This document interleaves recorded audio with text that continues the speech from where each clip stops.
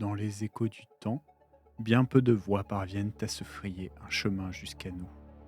Néanmoins, certaines voix persistent et résonnent plus fortes que d'autres, influant sur les siècles suivants et sur l'identité des personnes y vivant.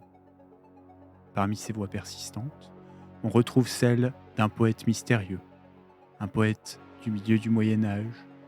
Il s'appelle Chrétien de Troyes. On connaît bien mal son visage et sa vie, mais ses mots, eux, ont traversé les siècles. De lui nous viennent le souvenir d'Arthur, de Lancelot, de Perceval, et celui de leur quête, celle du Graal. Ces récits, vivaces dans l'imaginaire médiéval, continuent aujourd'hui de nous inspirer. Alors, je vous propose de plonger ensemble dans ce que nous racontent les échos du temps sur Chrétien de Troyes, l'homme qui a transformé de simples histoires de guerriers en figures mythiques, celles des preux chevaliers. On dispose d'assez peu d'informations précises sur la vie de Chrétien de Troyes. C'est un personnage assez mystérieux. On sait néanmoins que c'est un personnage lettré et certains considèrent que Chrétien de Troyes est issu de la noblesse. De par sa maîtrise du latin, certains historiens ont vu en lui un cadet destiné à la vie religieuse et à une charge ecclésiale. Au contraire, d'autres éléments, issus de son œuvre, mais également issus d'autres textes, peuvent laisser penser qu'il est issu d'une famille de juifs convertis au christianisme. C'est un personnage aux multiples casquettes, parfois écrivain, parfois poète, parfois un mix des deux. On peut dire avec plus de certitude que sa période d'activité se situe dans la deuxième moitié du XIIe siècle, plutôt dans la région de Troyes. Troyes, c'est une ville majeure de ce XIIe siècle. Elle rayonne autant économiquement que culturellement et religieusement. Les comtes de Champagne qui y règnent sont parmi les seigneurs français les plus puissants et y tiennent court. Tenir court au Moyen-Âge, c'est entretenir autour de soi toute une administration qui permet de gouverner un territoire. On y retrouve pêle-mêle des administrateurs, des seigneurs vassaux, des hommes d'armes et évidemment toute la famille de ce beau monde. Et pour occuper tout ce beau monde, il faut prévoir des activités. C'est là qu'interviennent les troubadours. Ou je devrais dire trouvères parce qu'on est dans le nord de la France. Il y a deux mots. Leur rôle, c'est de divertir toute la cour, avec leurs récits, leurs poèmes, leurs chansons, sur des thèmes religieux, ou alors sur des thèmes épiques. C'est justement là que Chrétien de Troyes rentre dans l'équation. Il participe à la vie de cette cour en recevant plusieurs commandes de la part de la femme du seigneur, Marie de Champagne, qui est pour la petite histoire, fille d'Aliénor d'Aquitaine, reine de France, puis d'Angleterre. C'est notamment les œuvres qu'il produira pour cette cour qui sont restées célèbres et qui nous sont parvenues. On a tous lu un jour un de ses textes. Bon, ok, un petit peu adapté pour que ce soit lisible. Je suis même prêt à parier que certains d'entre vous avaient en livre de chevet l'histoire du célèbre Lancelot, ou d'Yvain, le chevalier au lion.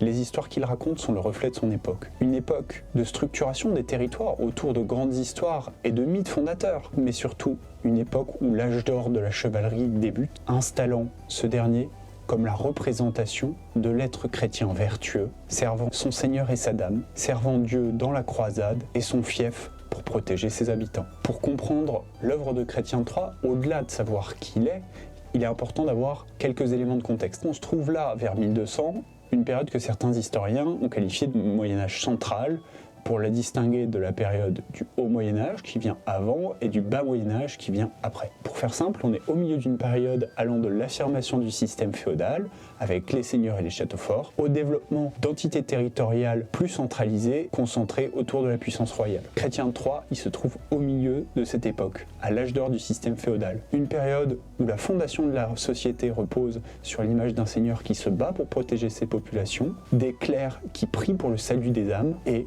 le peuple qui travaille pour nourrir tout ce beau monde. C'est le fameux système d'ordre médiéval, ceux qui prient, ceux qui combattent, ceux qui travaillent. Et le Chrétien de Troyes, il travaille pas pour n'importe quel seigneur. Dans le game des seigneurs féodaux, le comte de Champagne, il n'y a aucun souci à s'asseoir à la table, poser sa chopine et demander à tout le monde de se taire pour l'écouter. Il dirige un territoire qui est plus grand que celui du roi, avec des villes majeures grâce au fort de Champagne, comme Troyes, tiens, on la retrouve. Ce qu'il faut retenir, c'est que Chrétien de Troyes, il évolue dans un territoire qui est riche. Il voit passer des marchandises de partout, de l'Europe du Nord, de l'Europe du Sud, mais aussi d'endroits plus lointains, avec des épices du Levant ou des choses encore plus exotiques. Pour que cette économie fleurisse, les temps doivent être relativement calmes. Et donc, il ne faut pas qu'il y ait de bagarre. Sur l'actuel territoire européen, on est entre chrétiens, on se bat pas, c'est la règle du pape. Et pas de méchants, pas de guerre.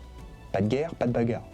Pas de bagarre, pas de bagarre. Ce qui ne plaît pas vraiment aux seigneurs occidentaux. Parce que s'il n'y a pas de bagarre, il n'y a pas de pillage. Et c'est une source de revenus non négligeable. Il faut donc trouver un méchant à l'extérieur pour occuper les bagarreurs. Et c'est pour ça qu'on part en croisade. Ça tombe bien, la croisade c'est une guerre sainte, où tous les chevaliers sont appelés à bourlinguer. En plus, c'est pas en Europe, c'est en Palestine, donc ça se passe loin de chez nous. Les chevaliers ils y vont pour protéger la communauté des chrétiens, pour se faire pardonner leurs péchés, et aussi pour la gloire. En plus, bonus, ils peuvent s'enrichir et gagner des territoires.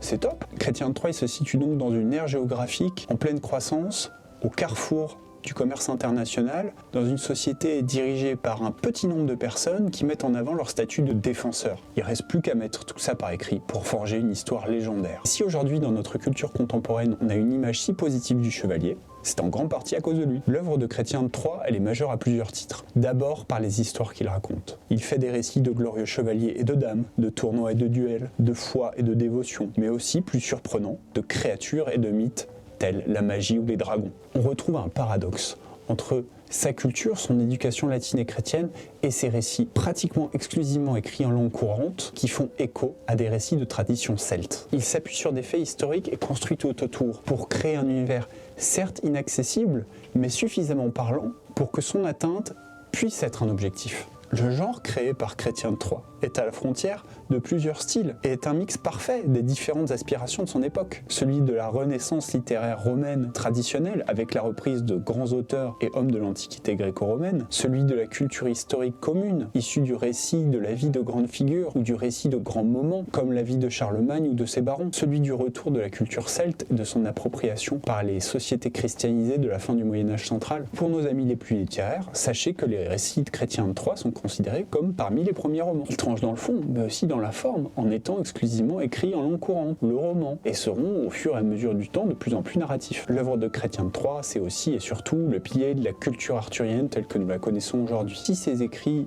et particulièrement ceux qui entourent les chevaliers de la table ronde sont centraux, il serait faux de dire qu'il invente la mythologie arthurienne. Il vient plutôt reprendre un certain nombre d'histoires et de traditions existantes, les structurer et les enrichir avec des éléments propres à son époque. Par exemple, la célèbre table ronde autour de laquelle s'assoient les plus preux des chevaliers est mentionnée pour la première fois à l'écrit par un poète normand en 1160. Chrétien de Troyes ne fera que préciser le nombre de chevaliers y prenant place selon lui. On lui attribue 5 romans principaux, tous écrits en vers. Il s'agit de Érec et Énide, Cligès et les 3 plus célèbres, Lancelot ou le chevalier à la charrette, Yvain ou le chevalier au lion, et Perceval ou le Comte du Graal. Ces œuvres marquent par les thèmes qu'ils abordent et la narration qu'ils proposent. Ces récits sont construits autour de quêtes initiatiques où le héros évolue au fil des épreuves. Ils utilisent des descriptions vivantes et détaillées pour immerger le spectateur dans l'univers chevaleresque. En mêlant réalisme et merveilleux, ils mettent en scène des chevaliers, très souvent confrontés à des dilemmes moraux et à des choix impossibles. Chrétien de Troyes se plaît à mettre en scène des personnages partagés entre quête de gloire et amour parfois impossible, entre loyauté et transgression, entre honneur et devoir. Son approche marque un tournant dans la littérature.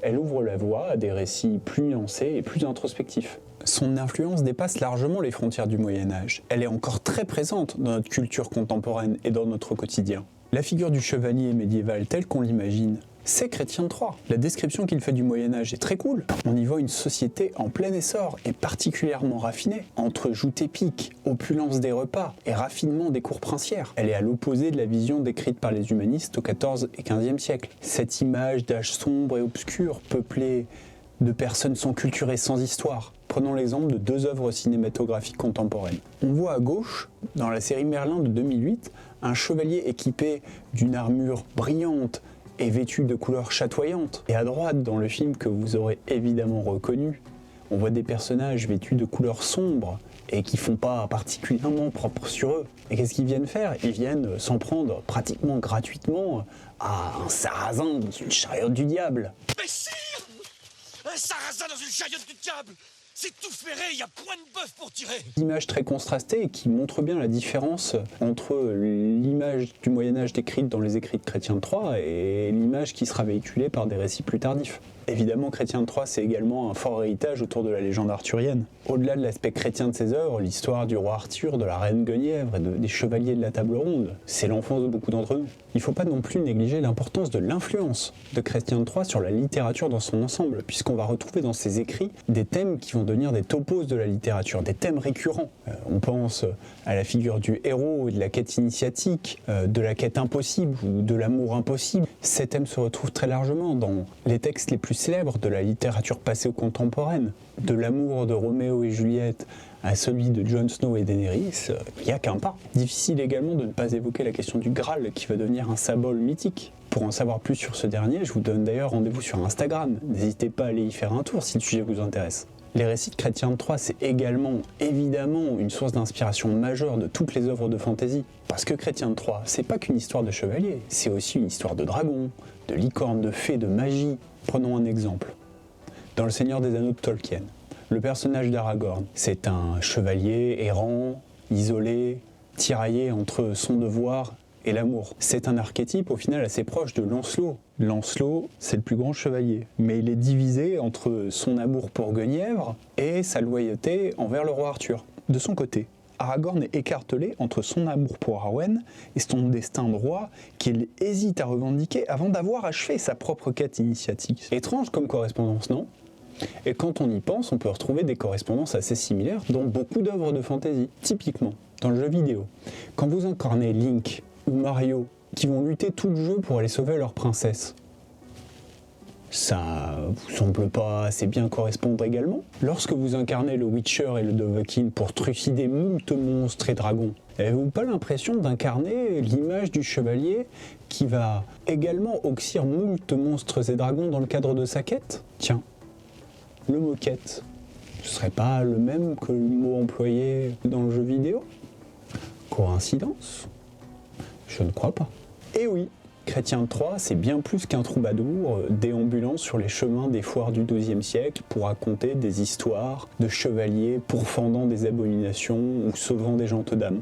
Chrétien de Troyes, c'est un bâtisseur de mythes. Son influence perdure bien au-delà de son époque et influence encore notre culture et nos représentations. C'est pourquoi les échos du temps nous rappellent qui était Chrétien de Troyes et nous invitent à nous en souvenir. Si vous avez apprécié l'épisode, n'hésitez pas à me laisser un petit commentaire pour me le faire savoir, me proposer un futur thème ou des améliorations.